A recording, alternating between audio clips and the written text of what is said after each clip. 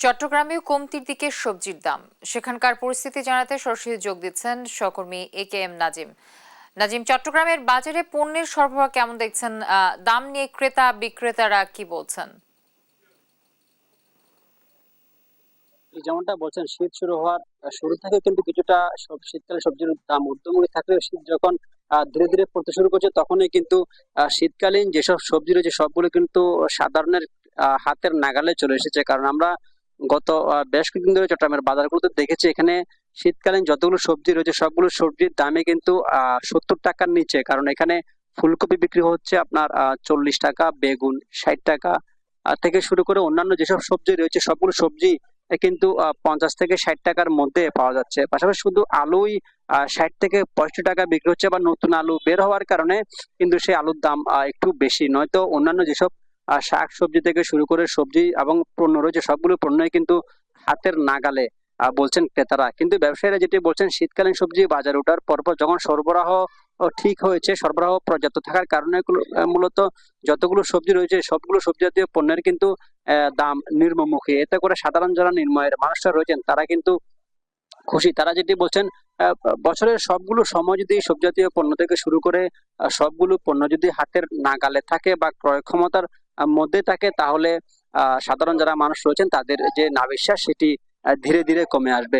তবে আরেকটি বিষয়, সবজি জাতীয় পণ্য কম থাকলেও আমরা যেটি দেখেছি, মাছ মাংসের দাম কিন্তু ঊর্ধ্বমুখী। কারণ গত কয়েকদিন ধরে সামুদ্রিক মাছ থেকে শুরু করে দেশীয় যেসব মাছ রয়েছে সেগুলোর কিন্তু দাম ঊর্ধ্বমুখী। এই বাজারে আমরা যেটা দেখেছি, রুই, কাতলা, মৃগেল, কালীবাউস সবগুলো মাছই কিন্তু 400 থেকে 450 টাকার উপরে কিন্তু বিক্রি হচ্ছে। পাশাপাশি শুধু তেলাপিয়া মাছ আর পাঙ্গাস মাছ যেটি বলা যায়, তেলাপিয়াও কিন্তু এখানে বিক্রি হচ্ছে 230 থেকে 250 টাকা পর্যন্ত, এবং পাঙ্গাস মাছ যেটা বলা হয় সেটি কিন্তু বিক্রি হচ্ছে এখানে 220 থেকে 30 টাকার মধ্যে।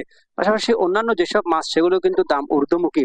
এতে সামুদ্রিক মাছগুলোর কিন্তু দাম বাড়ছে। কারণ 600 থেকে 650 বা 700 টাকার মধ্যেই সামুদ্রিক মাছ পাওয়া যাচ্ছে, তার কমে সামুদ্রিক মাছ পাওয়া যাচ্ছে না। এখানকার ব্যবসায়ীরা বলছেন, সরবরাহ সংকট থাকার কারণে মূলত সামুদ্রিক যেসব মাছ রয়েছে সেগুলোর দাম কিন্তু বাড়তি। সেই কারণে আসলে যা ভোক্তা সাধারণ যারা রয়েছেন তাদের মধ্যে যে অভিযোগ দিচ্ছে বারবার, সংকটের কারণে মূলত দাম বাড়ছে বলছেন ব্যবসায়ীরা। আর মাংসের কথা বলতে গেলে ব্রয়লার মুরগি যেটি রয়েছে সেটি কিন্তু 280 থেকে 300 টাকা পর্যন্ত বিক্রি হচ্ছে, এবং যেটি দেশি মুরগি এবং সোনালী মুরগি যেটি বলা হয় সেটি কিন্তু 450 থেকে 500 টাকা পর্যন্ত বিক্রি হচ্ছে এই বাজারে। আর গরুর মাংস যেটি আমরা দেখেছি সেটি বিক্রি হচ্ছে আপনার 800 থেকে 700 টাকা, আবার অনেক ক্ষেত্রে মানভেদে 950 টাকা পর্যন্ত বিক্রি হচ্ছে। এবং ছাগলের মাংস 1100 থেকে 1150 টাকা পর্যন্ত বিক্রি হচ্ছে বলছেন এখানকার ব্যবসায়ীরা।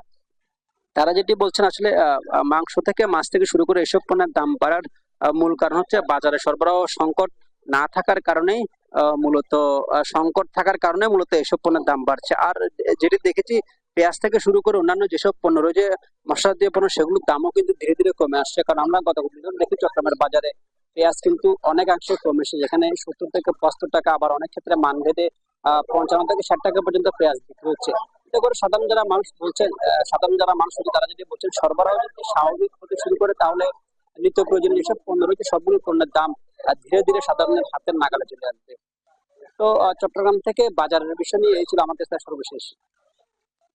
এ.কে.এম নাজিম যুক্ত ছিলেন আমার সাথে।